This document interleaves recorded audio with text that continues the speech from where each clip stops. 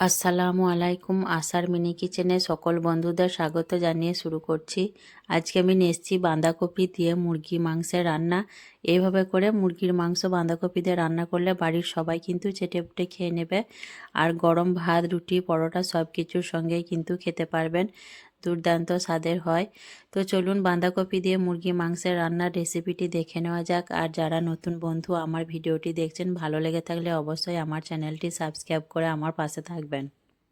এখানে দেখুন আমি রান্নার জন্য একটা বাঁধাকপি অর্ধেকটা এইভাবে করে ছোট ছোট সাইজ করে কেটে নিয়েছি। আর খুব ভালোভাবে কেটে ধুয়ে পরিষ্কার করে নিয়েছি। আর এখানে আমি নিয়েছি দেখুন 400 গ্রামের মতো মুরগির মাংস। মাংসগুলো আমি একটু মাঝারি সাইজ করে কেটে নিয়েছি দেখুন। আর খুব ভালোভাবে ধুয়ে আমি পরিষ্কার করে নিয়েছি মাংসগুলো।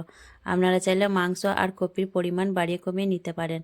আর এখানে নিয়েছি দেখুন আমি 4টে ছোট সাইজের টমেটোগুলো ছোট সাইজ বলে আমি 4টে নিয়েছি। আর টমেটোগুলো আমি একটা টমেটোকে 4 পিস করে কেটে নিয়েছি। আর এখানে আমি নিয়েছি 4টে পাকা দেখে কাঁচা লঙ্কাগুলো আমি দেখুন চিড়ে নিয়েছি এইভাবে করে। আর এখানে আমি আলু ব্যবহার করব, রান্নার সময় দেখিয়ে দেব। তো চলুন রান্নাটা দেখে নেওয়া যাক। রান্নার জন্য আমি গ্যাস অন করে একটা কড়াই বসিয়ে দিয়েছি আর দিয়ে দিচ্ছি পরিমাণ মতো সর্ষের তেল। এই রান্নাটা সর্ষের তেলে করলে খুব বেশি ভালো লাগে, আপনারা চাইলে সাদা তেল দিয়েও করতে পারেন। তেলটা ভালো করে গরম করার পর এখানে আমি দিয়ে দিচ্ছি কেটে ধুয়ে রাখা আলু।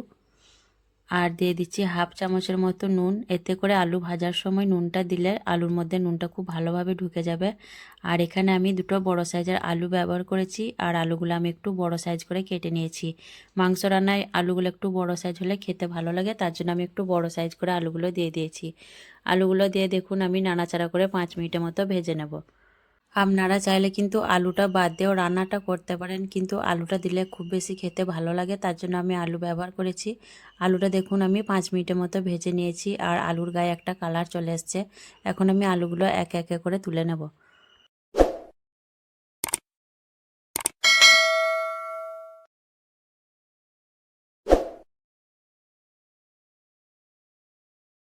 আলুগুলো তুলে নেওয়ার পর আমি ওই তেলের মধ্যে দিয়ে দিচ্ছি দেখুন গোটা গরম মশলা, দারচিনি, এলাচ আর লবঙ্গ। আর দিয়ে দিচ্ছি এক টুকরো তেজপাতা। একটা গোটা তেজপাতা আমি ছিঁড়ে দিয়ে দিলাম, দিয়ে নাড়াচাড়া করে দেখুন ফোড়নটা একটু ভেজে নেব যাতে খুব সুন্দর একটা গন্ধ বেরিয়ে আসে। তারপর আমি দিয়ে দিচ্ছি দেখুন এখানে মিডিয়াম সাইজের দুটো পেঁয়াজ কুচি। পেঁয়াজ দেওয়ার পর আমি নেড়েচেড়ে পেঁয়াজটা কিছুক্ষণ ভেজে নেব। পেঁয়াজটা একটু নরম করে ভেজে নেওয়ার পর এখানে আমি দিয়ে দিচ্ছি দেখুন কেটে রাখা টমেটো আর কাঁচা লঙ্কা। দিয়ে আমি আবারও নেড়েচেড়ে পেঁয়াজ টমেটো একসঙ্গে কিছুক্ষণ নাড়াচাড়া করে ভেজে নেব। পেঁয়াজ আর টমেটো দেখুন আমি 2-3 মিনিটের মতো হাই হিটে নাড়াচাড়া করে নিয়েছি। আর টমেটোটা দেখুন অনেকটাই গলে গেছে। এখন আমি এর মধ্যে দিয়ে দিচ্ছি ধুয়ে রাখা মাংসগুলো। মাংস দেওয়ার পর দিয়ে দিচ্ছি 1 চামচ নুন। আর দিয়ে দিচ্ছি 1 চামচ হলুদের গুঁড়ো, 1 চামচ ধনে গুঁড়ো, 1 চামচ জিরে গুঁড়ো। আর দিয়ে দিচ্ছি হাফ চামচ কাশ্মীরি লাল লঙ্কার গুঁড়ো কালারের জন্য। আর দিচ্ছি 1.5 চামচ আদা রসুন বাটা চা চামচে। দিয়ে আমি আবারও খুব ভালোভাবে একসঙ্গে মশলা আর মাংস 6 থেকে 7 মিনিটের মতো খুব ভালোভাবে কষিয়ে নেব। এতে করে মশলা আর মাংস একসঙ্গে কষালে মাংসর টেস্টটা খুব বেশি ভালো হয়, তার জন্য আমি মাংস আর মশলা একসঙ্গে দিয়ে কষিয়ে নিচ্ছি। মাংসটা দেখুন 6-7 মিনিটের মতো কষিয়ে নেওয়ার পর খুব সুন্দর একটা কালার এসছে আর মাংস থেকে দেখুন তেলটাও ছেড়ে দিয়েছে। আমি 6-7 মিনিটের মতো খুব ভালোভাবে হাই হিটে কষিয়ে নিয়েছি মাংসটা। এখন আমি এর মধ্যে দিয়ে দেবো ভেজে রাখা আলুগুলো। আলু দেওয়ার পর আমি আবারও 3 থেকে 4 মিনিটের মতো আলুগুলো মাংসর সঙ্গে কষিয়ে নেব। এতে করে আলুর মধ্যে ঝাল মশলাটা খুব ভালোভাবে ঢুকে যাবে, দিয়ে আলুটা খেতে কিন্তু ভালো লাগবে।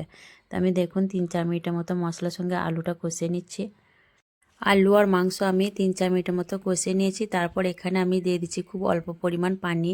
দিয়ে আমি নাড়াচাড়া করে আবারও খুব ভালোভাবে মিশিয়ে নিচ্ছি। নাড়াচাড়া করে ভালোভাবে মিশে নেওয়ার পর আমি ঢাকনা ঢেকে দিয়ে 5 মিনিটের মতো হতে দেব।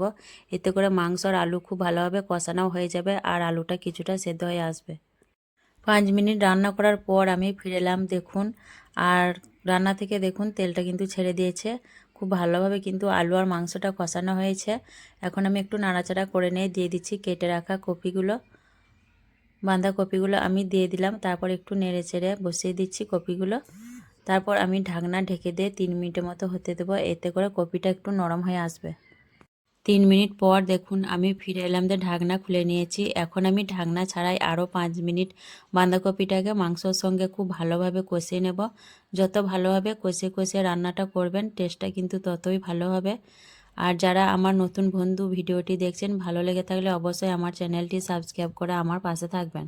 5 মিনিটের মতো আমি মাংসের সঙ্গে কপিটা খুব ভালোভাবে কষিয়ে নিয়েছি। এখন আমি এর মধ্যে দিয়ে দিচ্ছি উষ্ণ গরম পানি 1/2 কাপের মতো, যাতে আলু আর মাংস খুব ভালোভাবে সেদ্ধ হয়ে যায়। দিয়ে আমি নাড়াচাড়া করে দেখুন খুব ভালোভাবে মিশিয়ে নিচ্ছি। আর তরকারিটা আমি খুব বেশি ঝোল করব না, মাখো মাখো করব, তার জন্য আমি 1/2 কাপের মতো গরম পানি দিয়ে দিলাম। আমি ভালোভাবে নাড়াচাড়া করে মিশিয়ে নিয়ে ঢাকনা ঢেকে দিয়ে আমি 6-7 মিনিটের মতো হতে দেবো। এতে করে আলু আর মাংস খুব ভালোভাবে সেদ্ধ হয়ে যাবে। 6-7 মিনিট রান্না করার পর আমি ফিরে এলাম, দেখুন কতটা লবণীয় হয়েছে দেখতে। দিয়ে আমি একটু নাড়াচাড়া করে নিচ্ছি। আর কপিগুলো দেখুন একদম নরম হয়ে গেছে। আর আলুগুলো কিন্তু দেখুন খুব ভালোভাবে সেদ্ধ হয়ে গেছে, রান্নাটা একদম হয়ে গেছে। এখন আমি নামানোর আগে এখানে দিয়ে দিচ্ছি দেখুন 1/2 চামচের থেকেও কম মিট মশলার গুঁড়ো, আর দিয়ে দিচ্ছি 1 চামচ গাওয়া ঘি, আর দিয়ে দিচ্ছি 1 মুঠো ধনেপাতা কুচি। এখানে চাইলে গরম মশলা গুঁড়ো ব্যবহার করতে পারেন, আমি গোটা গরম মশলা ব্যবহার করেছি, তার জন্য আর দিলাম না। দিয়ে আমি নাড়াচাড়া করে 1 মিনিটের মতো মিশিয়ে নেব। তারপর আমি ঢাকনা দিয়ে গ্যাসটা অফ করে 2 মিনিটের মতো রেখে দিয়ে আপনাদের পরিবেশন করে দেখিয়ে দেবো। 2-3 মিনিট স্ট্যান্ডিং টাইমে রাখার পর আমি ফিরে এলাম, দেখুন তারপর কতটা লবণীয় হয়েছে দেখতে রান্নাটা। তো এইভাবে করে বাঁধাকপি দিয়ে মুরগি কষা রান্নাটা গরম ভাত, রুটি, পরোটা সব কিছুর সঙ্গে কিন্তু খেতে পারবেন। খেতে কিন্তু দুর্দান্ত স্বাদের হয়। এইভাবে করে অবশ্যই একবার বাড়িতে বানিয়ে দেখবেন। তো আজকের এই বাঁধাকপি দিয়ে মুরগি মাংসের রান্নার রেসিপি কেমন লেগেছে অবশ্যই কমেন্টে জানাবেন।